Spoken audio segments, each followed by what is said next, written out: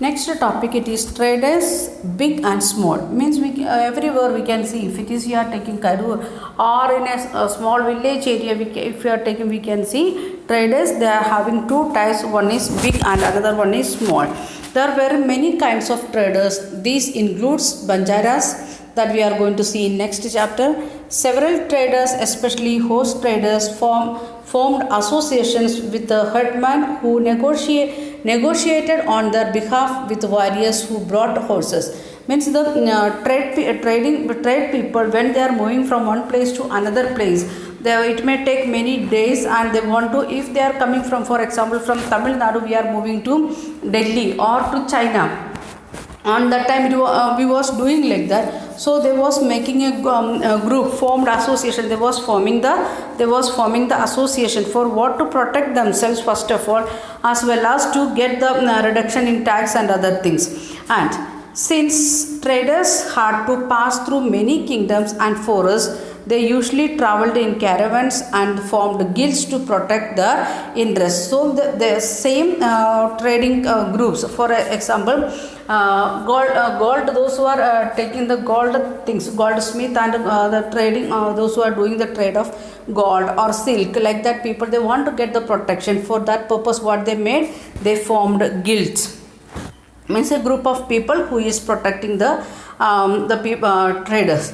And they usually traveling in caravans. Means the in a group, they are traveling, and they are taking the chariot, like that, vehicles also with them to move faster. And there were several such guilds in South India from 8th century onwards. We can see the guilds here from 8th century onwards. The most famous being Manigramam and Nanadeshi. These guilds trade extensively both within the peninsula and with the Southeast Asia and China. These guilds of the South India, they had trade with Southeast Asia and China. Like that, different countries the guilds was reaching, and they was helping each other.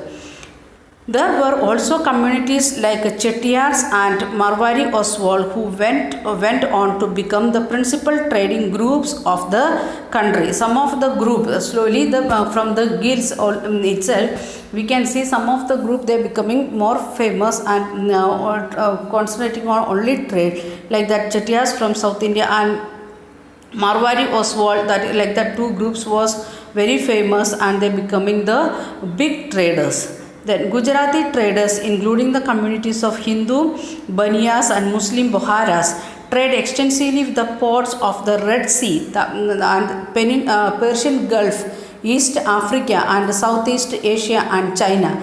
Indian traders, they are reaching to 3 continents.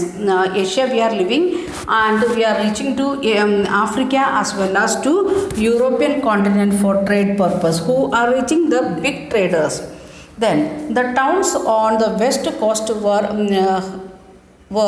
home of Arab, Persian, Chinese, Jewish, and Syrian Catholic traders. The west coast of the India means Gujarat to Cochin coast, up to that area, who was doing the trade with Arab and Persian, Chinese, Jewish, and Syrian Christian traders. Indian spices and clove salt in the Red Sea port were purchased by Italian traders and eventually reached to European market. So the Arab people came, or Persian people came and collected things from, especially cloth and spices, collected from India and taken to Red Sea area, where was the big market of the Arabian countries.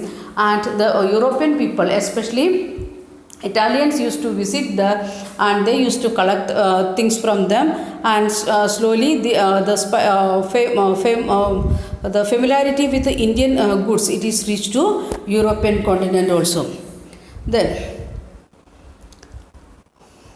spices grown in the tropical climate, pepper, cinnamon, nutmeg, dried ginger, etc., became an important part of European cooking. Slowly, they started to use all these things, and it was needed.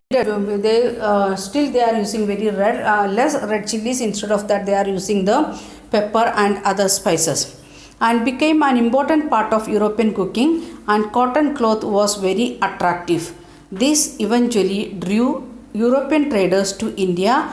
We will shortly read about how this changed the face of trading and towns. At the end of our textbook, as well as in 8th standard, we are going to study that one only, how the Europeans, they got attraction afterwards, how they are reaching here in India, and how they are going to make us as a India as a colony of them. Not only India, the Asian countries, they are making their colonies. Afterwards, we in 1947 we are getting independence. Up to that you will study in 8th standard, and in 7th standard ending time we will reach to the how they are coming and attacking us and making the traders for trade purpose. They are coming and they are starting the East India Company, and how the Mughal kings, they are giving the permission, like that things we will see at the end.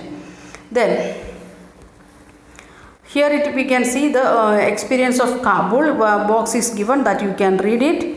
Then next one, it is craft in towns.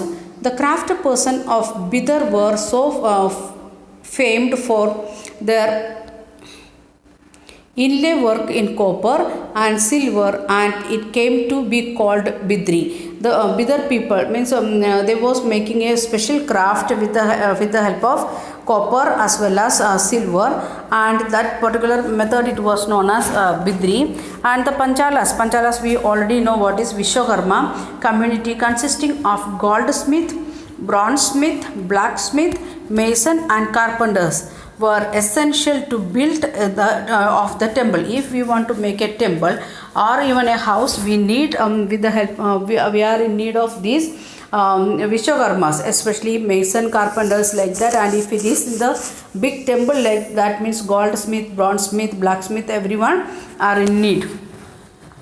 Then they also played an important role in the construction of palaces, big buildings, tanks and reservoirs.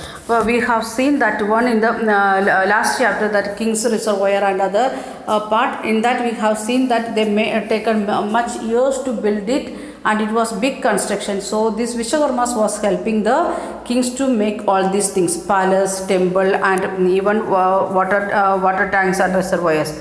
Similarly, weavers such as the Saliyars or Kaikolas emerged as a prosperous communities, making donations to the temples. Means the weavers group, many weavers group was there. In that two groups was very one group, Saliyar group become very famous because and they become very prosperous. So they started to donate clothes to whom? Temple. Some aspects of cloth making like cotton cleaning, spinning, dyeing became specialized and independent craft. So in cloth making itself, many processes are there. We want to clean the cotton, then we want to make the spinning, then weaving, like that many things are there. So one by one group they are becoming the specialized skilled people, and they was doing that one, and they are becoming the independent craft also.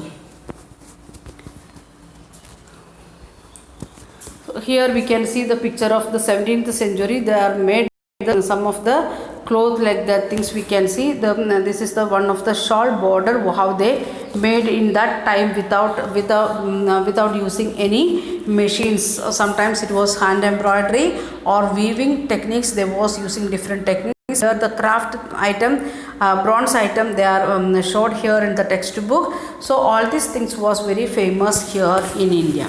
Okay, we will stop here and we will continue in next video.